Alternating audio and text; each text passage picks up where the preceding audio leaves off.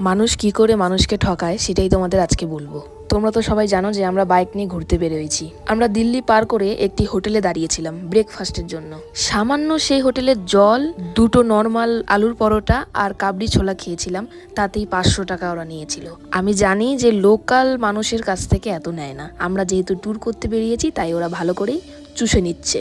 এমনই হয় ট্যুরিস্টদের সাথে। যদি আমাদের দুজনের বিল 300 টাকা উঠতো তাও মানা যেত, ব্রেকফাস্টে 500 টাকা খরচা করা একটা আহামরি ব্যাপার। আমরা সত্যিই জানতাম না যে এত টাকা বিল উঠবে। আর আমরা তো এত বড় লোক না যে ব্রেকফাস্ট 500 টাকা দিয়ে করব। কিছু কিছু মানুষ আছে যারা টাকা চেনে, মনুষ্যত্ব বলতে তাদের কিছুই থাকে না। হ্যাঁ, শিলিগুড়ি থেকে আসার সময় অনেক হোটেলই পড়েছে, কিন্তু এমন হোটেল আমরা পাইনি। হয়তো এবার থেকে পাবো। আমার মনে হয় প্রত্যেকটা জায়গায় ট্যুরিস্টদের জন্য একটু আলাদা ছাড় দেওয়া উচিত। আমি দেখেছি আমাদের ওদিকে গ্যাংটকেও কিন্তু এরকম হয়। দুপুরে আমরা লাঞ্চ করেছিলাম মাত্র 300 টাকা দিয়ে। আর হ্যাঁ, সব জায়গায় কিন্তু এরকম না, কোথাও একটু কম, কোথাও অনেকটাই বেশি। হোটেলের ডিনারটা অনেকটা